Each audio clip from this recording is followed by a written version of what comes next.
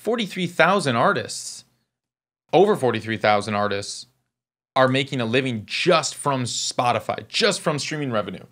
Now, that's a big deal. So, of course, those 43,000 artists aren't really speaking out right now about it necessarily, but that's a really big deal. And the fact that there are more artists making a living from recorded music these days than 20 years ago is a really big deal. And we are seeing this democratization of music. It's no longer the label saying who is deemed relevant or important enough or worthy to have a music career. What's going on? Welcome to the New Music Business Podcast. I'm your host, Ari Herstand, author of How to Make It in the New Music Business. Today, I don't have a guest. I wanted to address the controversy surrounding Daniel Ek and Spotify. And I'm sure if you have not been living under a rock the last week, you've caught some wind of this. I'm going to read his full statement in a minute and dive into that completely. As always, though, please like and subscribe and follow this show, however you're listening to this. If you're listening on Apple Podcasts, please leave a review. Those really help. And if you're on YouTube, please comment. And visit aristake.com to sign up for the email list. You'll get notified when we release new podcasts and share all the new information on the new music business. Follow me on Instagram or Twitter at Ari Herstand, and you can follow all of us at Ari's Take on Instagram and Twitter as well. Let's dig in. So what did Daniel Ek, the CEO and co-founder of Spotify, what did he say? All right. He said, quote, I'm going to read you this full quote, and then I'm going to go into the controversy around it, and then what I think about this whole deal, and what we can take away from it. All right.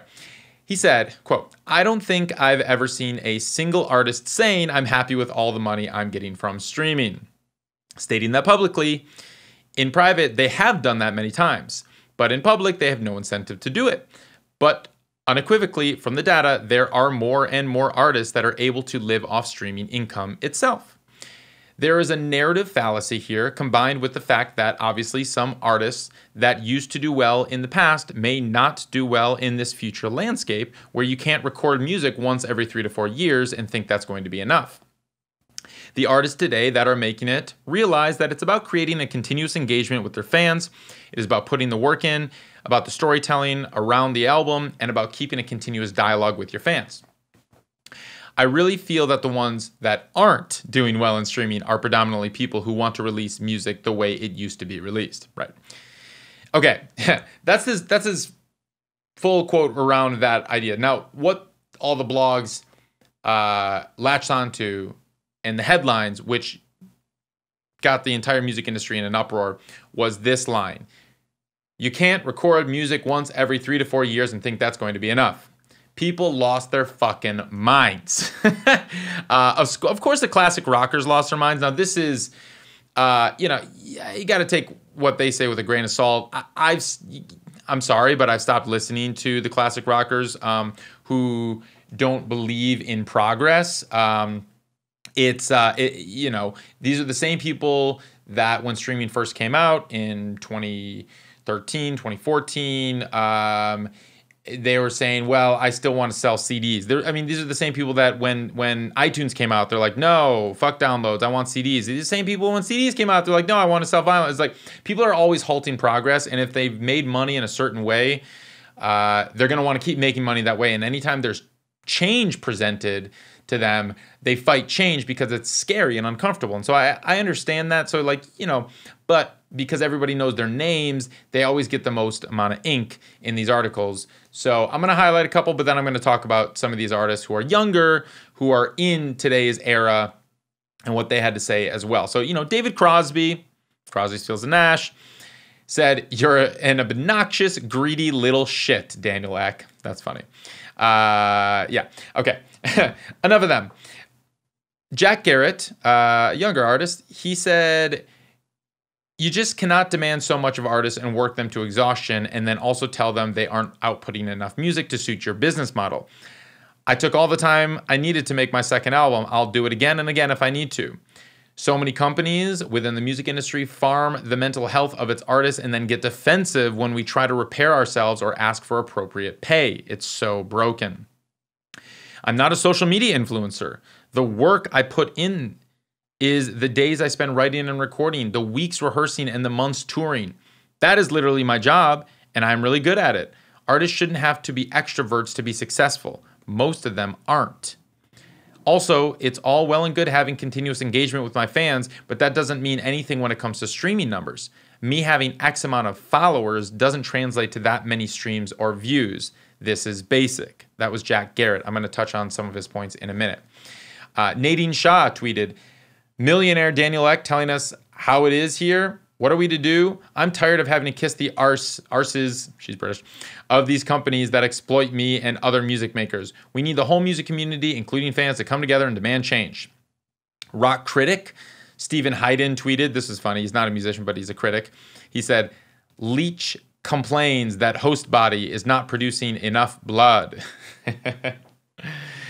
Metal guitarist, indie artist Ben Sizer tweeted, I wonder if Daniel Ek realizes that bands like mine only release records every 3 to 4 years because we have to fit it around our day jobs we need to pay the bills precisely because streaming services underpay artists. British alt-pop artist Shura, she said, he's not wrong that people will struggle if all they do is release a record every 3 years, as I did. I didn't really release music between my first and second record, and it was more difficult than if I'd kept releasing music. It wasn't impossible, but it's definitely a bigger mountain to climb. We do need to work more, but that's not going to be possible for a lot of people. The system that Daniel Ek is talking about can work, but it can only work for a small group of artists. So he's got a point, it's just that point sucks. If you've been paying attention to anything I've been saying, if you've read my book, if you've literally read any or listened to any expert in the music industry or in the music business, talk to any manager, literally any manager, artist manager, they're all saying the same things. You can't go silent for 3 to 4 years and neglect your fans and expect that when you come back, they're going to remember or care about you. I mean, we are in a fast food society right now. People's attention spans are tiny, this big. So, like, yeah, he's not wrong. Now, the thing is like, people are revolting against this billionaire. I mean, he's valued, Daniel Ek's net worth is valued at $4 billion. They're revolting because he's the guy, it's like he's this overlord, the oppressor, telling artists who are, scraping by on how to make art and how to run their business. And yeah, that sucks. Like, he's not the person that should be saying this. And of course, that Spotify is valued at $27 billion. And, artists are making less than half a penny per stream. And so it's like, the reason that everyone was revolting against him is because he's the one saying it. Now, all those quotes that I just read, except for the last one, they're, I'm thinking about, Jack Garrett specifically, where he's talking about, I took all the time I needed to make my second album, and my job is not an influencer, and I'm, I'm a musician, and I tour, and I need to spend time writing and recording. I get that. I'm an artist. I write and record. I need to spend that time as well. But the thing is like, it's not that Daniel Ek or anyone is saying, telling you to change the way that you create your art. It's not about that. It's about the release strategy. And you don't just drop an album like you used to. We're in a singles nation now. People are expecting regular content on a regular basis. That's just how it is. And if you don't deliver regular content, then you're going to lose your fans. And here's the thing. It's like, Spotify absolutely does reward artists who release music regularly. So sure, you might take a year or two to write, or to create an album that you're proud of, to create, let's not call it an album anymore, because what is even an album anymore? To create 15 songs that you're proud of. Maybe you write 100 songs and you work on them and and then you actually record 15 of them, and maybe you want to release 12 of them or whatever. Sure, it might take you a year or two to do that. That's fine. And then you have those 15 songs and you release one every 6 weeks for the next year and a half. All the while, you can be making more music in the time. Other people are making, a lot of people are making music in their bedrooms these days. Billie Eilish and Phineas made their music at home in their bedroom. Like, you don't need a major recording studio anymore. The whole model has changed. Whereas before, you had to get hundreds of thousands of dollars from the record labels to go into a studio and book studio time and record to tape. And it was a very expensive process. Now, you just need to have a laptop and some decent mics and, master a DAW like Logic or Ableton or something like that.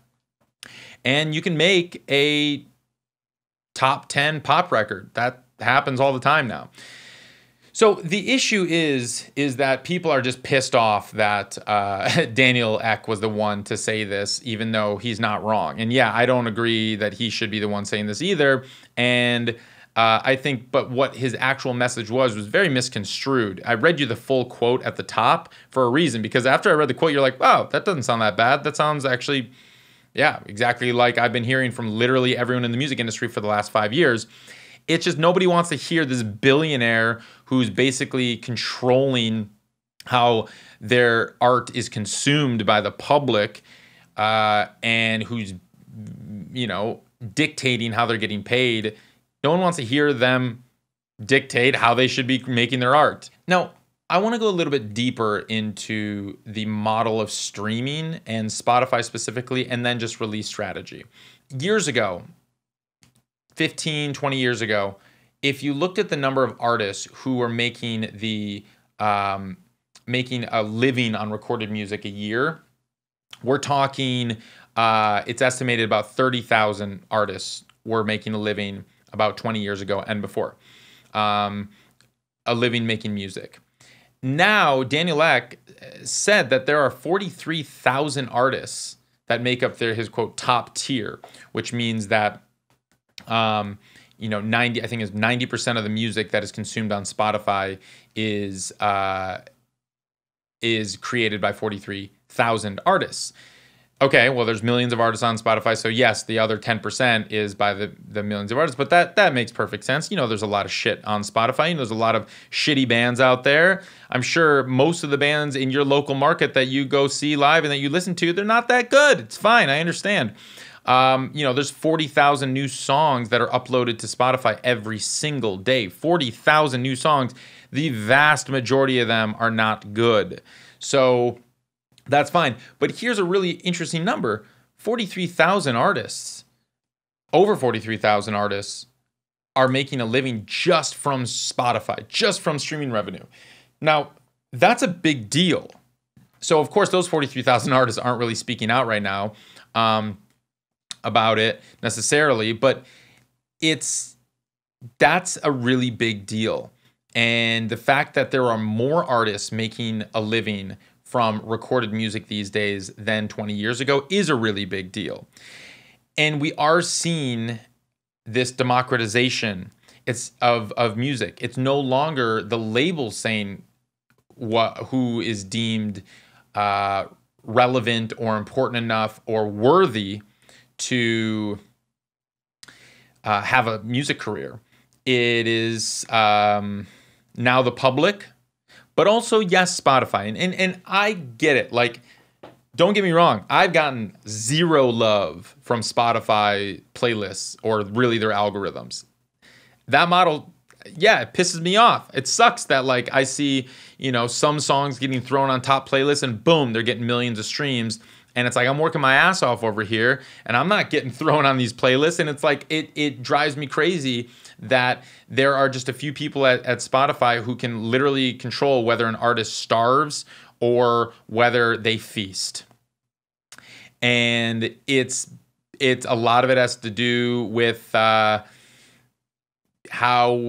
the connections that you have with Spotify and you know, if you're getting written up in hit blogs, there's a lot of luck that has to go into it. It's when you submit to the back end, to the editorial Spotify for Artists in the back end, you submit your song, you know, at least 4 weeks in advance. If they're even going to get to it, sometimes they do, most of the times they don't. So yeah, but that's a game. That's a Spotify streaming game. And if you want to play that game, if you want to be focusing your efforts there, it's a game. And it's always been this model. It's always been a game. You know, I highlight Lucidius, this hip hop artist Lucidius, often, that we have an Ari Academy course teaching people how to be successful on streaming services without playlists, because like the playlisting game sucks. It's really challenging. And Lucidius, he has over 500,000 monthly listeners. He's getting 5 million streams a month. He's making over $20,000 every single month, and he's on no Spotify editorial playlist. He's never been on a Spotify editorial playlist. He's never been on a label. So it is possible. You can do it. There are other ways to do it. Now, you know, I have talked to some other artists who have a very solid and consistent fan base, and they will tell you this, like, you know, I've had this solid and consistent fan base, and every year I'm making less money from Spotify, even though I'm getting the same number of streams. That is true. The streaming, the cost per stream, the average cost per stream has gone down year after year after year.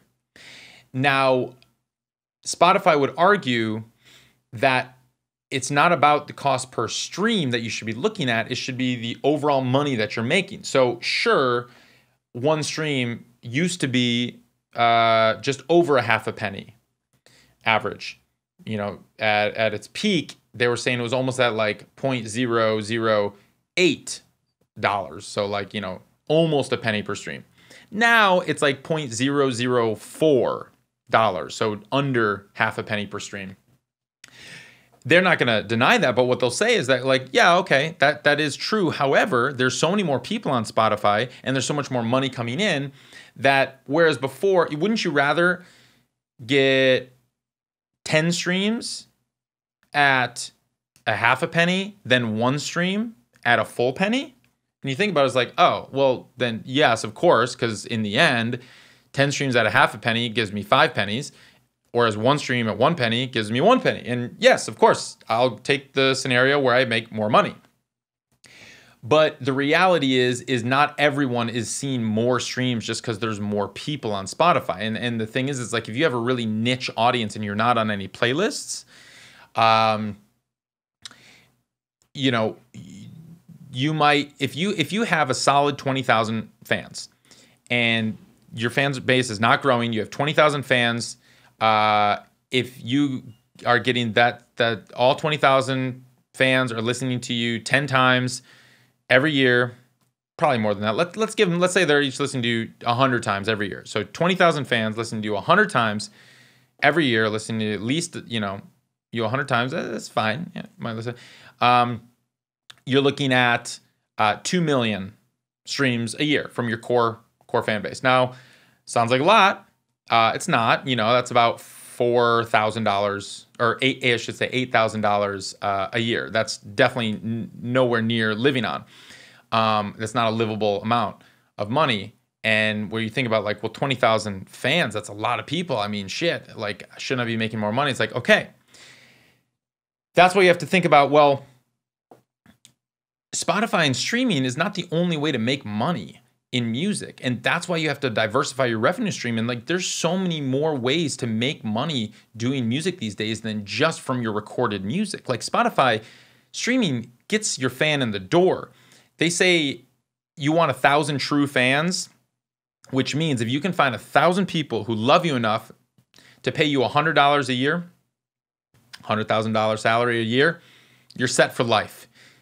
Now, I take that and it's like, okay, sure, you can get 1,000 people at $100, or you can also get 500 people at $200, or, you know, 100 people at 500 plus 200 people at 100. You can break that up scenario up any way. You can cut it, slice it any way you'd like, and it'll work out. But basically, you're looking at it's like, how can you make $100,000 a year? And if you have fans, you can monetize those fans if they're real fans. You don't need to just look at your money coming from Spotify.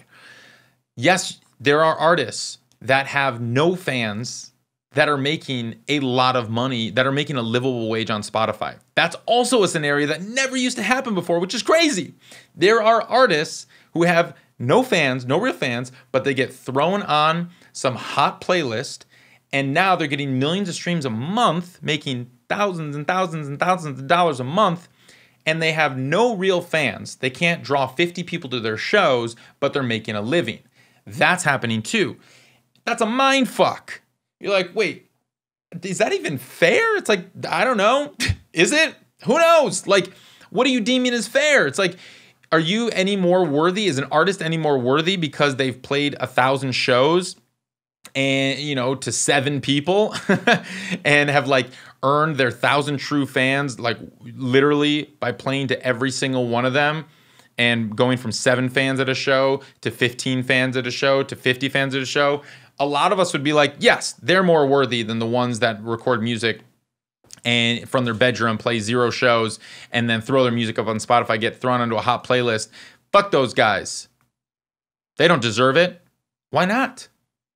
I mean, you know, it's the same thing as saying before when a label saw an artist like 20, 30 years ago and was like, oh, they are super talented. Let me sign them. Here's $1 million. Is that fair? That's how it used to work. That's not fair either, right? So we have to just change our mindset of what is fair and what is right. And like, instead of like bitching about all of this, I mean, this was such a distraction, I felt. It's like, who cares? Like, yes, I want to get paid more for my streams on Spotify. I think artists should get paid more. I think the discrepancy between what labels make and what publishers make, the master versus the composition. If you don't know what I'm talking about, read my book. No, but like record labels make 5 times what publishers make, meaning the master recording makes 5 times more than the composition. So that's why artists are making a lot more than songwriters. Record labels are making a lot more than publishers in the streaming era. But it's also in the download era and it's also in the sales era. That's just how it's always been, and that's what the laws are set up, and that's just how it works. That sucks. I don't think it should be that way. That's not Spotify's fault. It worked the same on Apple Music and Tidal and everywhere else. It's literally, that's just how the model is set up, and the labels aren't going to be taking less money. I think it should be 50-50. I think that all the money that is earned from streaming revenue and just your recorded revenue should be split 50-50. 50% goes to the artist, the record label, the master, and 50% goes to who wrote the song, the songwriters, publishers, that side, the publishing. 50-50. That's how it works in sync. When your song gets synced, when your song gets on a TV show for $10,000, $5,000 goes to who owns the master, typically the record label or the artist, if you don't have a label. And then $5,000 goes to the publisher who wrote the song, or if you don't have a publisher, the songwriter. That's how it works in sync. That's how it should work in streaming. But this is, I digress. This is a totally other conversation, a totally other battle. But there's a lot of injustices that are in the industry, and you know, I want to break down the Spotify model a little bit, because I don't think people quite really understand how the Spotify payment system works. Right or wrong, this is how it works, and let's just work to understand it first. So, okay. Let's just work with small numbers that we can all comprehend and understand. Spotify brings in $100. Let's just say it brings in $100. There's 10 total streams on Spotify. Spotify pays out 70% of its money. It does. So that means it's going to pay out to the rights holders, to the artists, labels, publishers, whomever they own the rights to those streams, $70. Are you still with me on your math? Spotify brought in $100 in revenue. So brought in $100 from like subscriptions, from ad revenue, whatever. And they pay out $70. They pay out 70%. So remember, I said there's 10 total streams on Spotify. So each stream earns $7. Do you follow that math? 10 streams, $70 that are paid out. So each stream is worth $7. Okay, that's obviously not how it really works, but I'm just highlighting big numbers right now, or small numbers, however you want to look at them, so you understand. All right, so let's keep going down this road. So let's say that there's not 10 streams on Spotify. Let's say there's 100 streams on Spotify. Total streams, okay? Let's say Spotify still just brings in $100, and Spotify still pays out 70% of that. So they're still paying out $70. But now instead of 10 total streams, there's 100 streams. So now each stream isn't getting $7. Each stream is only 7 cents. You see how this is working? Spotify is always paying out 70% of its money. Now, if there are more streams because there are more artists uploading music, there are just more streams, there's more users, there's more all of that, each stream is going to be valued less and less if the revenue that they bring in doesn't keep up with it. So that's why year over year, the price per stream has gone down. The cost per stream has gone down. What they're paying artists per stream has gone down. Now, it's an average, of course, and it depends on, is that stream from a user who's paying a premium plan? That stream is worth more. So if I'm on the Spotify premium plan at $10 a month in the United States and I listen to a song, that stream might be worth actually 0.007, over a half a penny.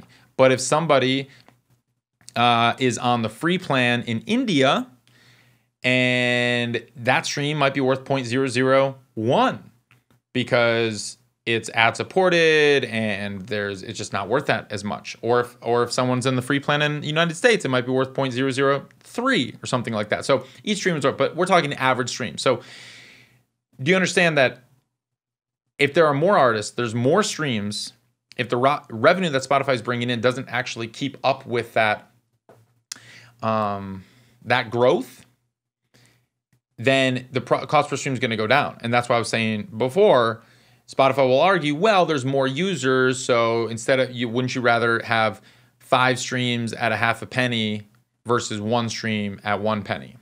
So now that we're all on the same page of like how the money from streaming actually works, is that right? No, I mean, because there's an argument here that's also been, well, okay, let's say there's 10 listeners on Spotify and each listener pays $10. And let's say listener number 1 listens to 100% Ari Herstand music for this month. Now, some would argue that Ari Herstand should get the full $10 or 70% of the full $10 of listener number 1.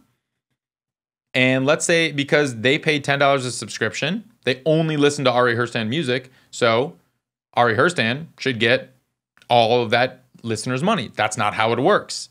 But that seems fair. It's like, yeah, okay. Why isn't it split up? Why if you buy an Ari Herstand CD, Ari Herstand makes that money from the CD sale. But that's not how streaming works. How it works, just like how royalties work at like the PROs at ASCAP, BMI, CSAC, OCAN, PRS, is that there's a bunch of money that comes in from all different areas, all different avenues. Like with streaming, it's a bunch of money coming in from subscriptions, from advertisements, and then that money is split in proportion to how many streams you got as an artist. When you're thinking that there are millions of artists on the service and billions of streams, you're now taking, it's like, okay, well, I earned 1 million streams this month, but Taylor Swift got 100 million, probably more than that, 100 million streams this month. So I'm going to make 1/100th of what Taylor Swift made this month. Because you think of the full pot of money and it's split in proportion. Regardless, regardless if certain listeners spent all of their subscription money listening to just my music and none of Taylor Swift was still getting a slice of that listener's subscription revenue, as I'm still getting a slice of the subscription revenue from someone who listened to Taylor Swift and didn't listen to me. That's how the model works, right or wrong. Speaking of which, Taylor Swift's new album, Folklore, broke all records, mind you, with streaming. She's the first time in the history of the music industry that an artist reached #1 on the Hot 100 the same day She reached #1 on Billboard 200 as well. The Hot 100 is on singles. The 200 is on albums. And the Billboard 200 versus the Billboard Hot 100. And all 16 of her songs cracked the Billboard Hot 100. That's never happened before. All right, the big takeaway is you want to play the streaming game. We're in an era of Spotify right now. So this is how Spotify works, all right? Yes, artists get lucky and get thrown on playlists all the time. There are methods you can use to increase your chances that you're going to get on playlists. There are articles, I've written articles about how to do this. You can get on user-generated playlists. I have a whole lesson, a whole course on how to do that. A lot of people do. There are ways to learn on how to do this, to play the Spotify game. This is the Spotify game. There's always a game to play. It's just artists are pissed off right now that they have to learn how to play this. It's like, okay, back in the day, artists wanted freedom from labels. They were screaming, if only I could be free from my labels. You know, I need the autonomy. I need the freedom. Okay, now we are free from labels. Be careful what you wish for. So now, all the work that labels used to do, yes, they used to own your entire fucking life and firstborn, and came with a lot of restrictions, but they also did a lot for you. And labels still do a lot for artists, and they can handle a lot. But yeah, they take 85% of your money. They own all of your music in perpetuity. No matter how much money you make, they're still going to own it forever. These are trade-offs. You have full freedom. You make 100% of your money. Well, now you're going to have to do 100% of your work. So put in the work or find people to help you do the work. You don't have to work with labels. It's not either. We're in such a flexible landscape right now. It's not just, should I sign to a label or should I do it completely DIY? Nobody does it on their own. I've never done it all by myself. You bring people on your team, friends, family, who can help. Hey, I'm not really good at email list management. Can you help me set this up and can you send this out? I'm not really good at graphic design. Can you help me make this show poster? It's like, hey, I'm not really good at video editing, but I want to make this video. Like, can you help me edit this video and do that? Like, you just need this help. You think about it, it doesn't need to be a formalized like graphics department or a video editing department, or it doesn't need to be that formalized, but you can still, this is what the new team looks like. This is what, you can do now, owning 100% of your rights in your music. You can bring people onto your team. So,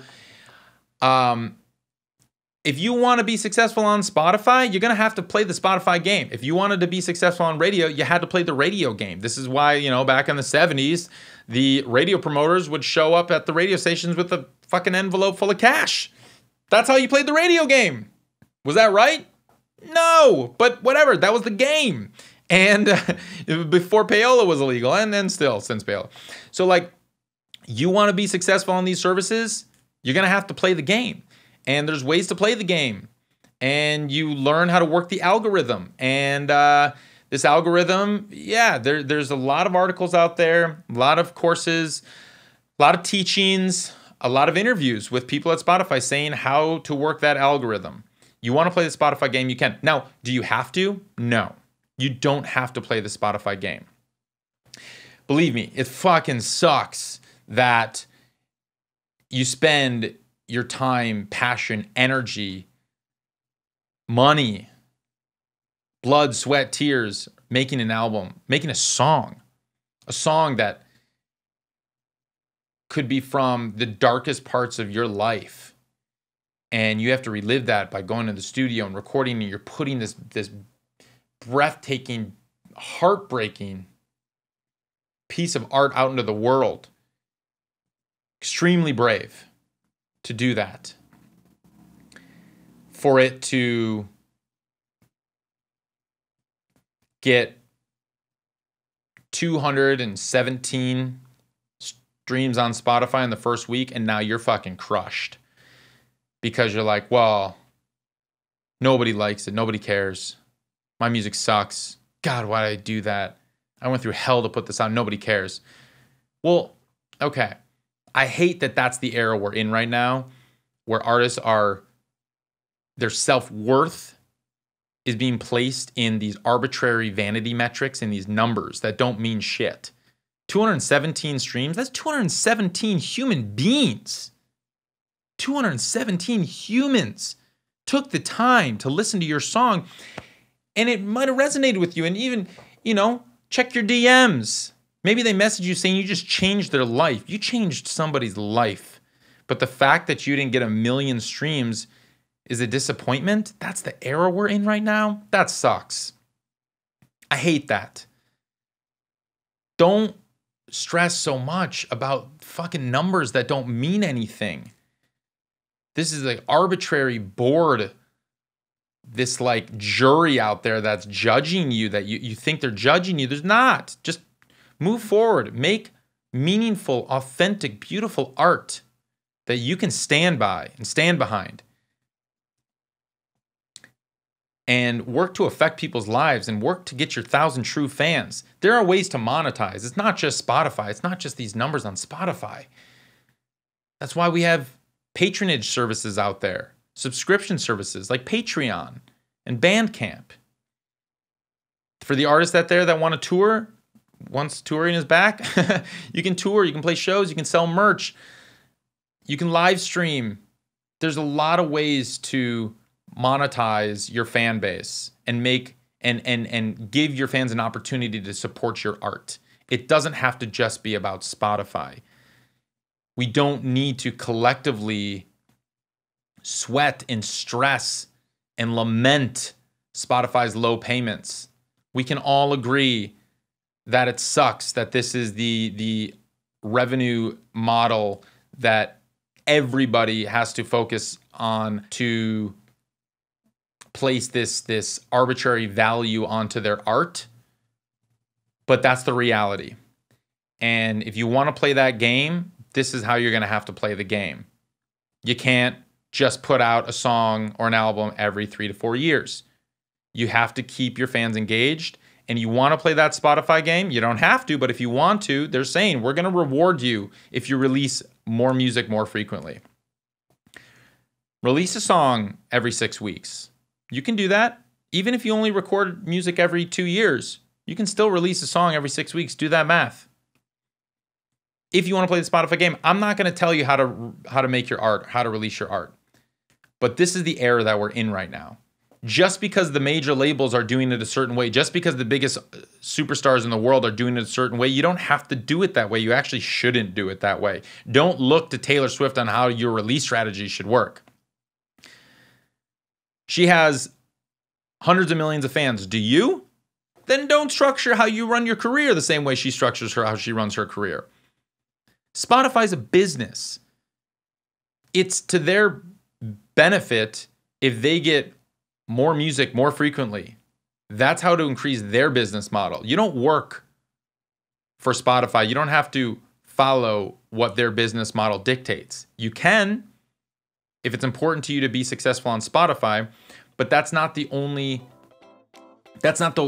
way to be successful in music. Keep making art that's true to you.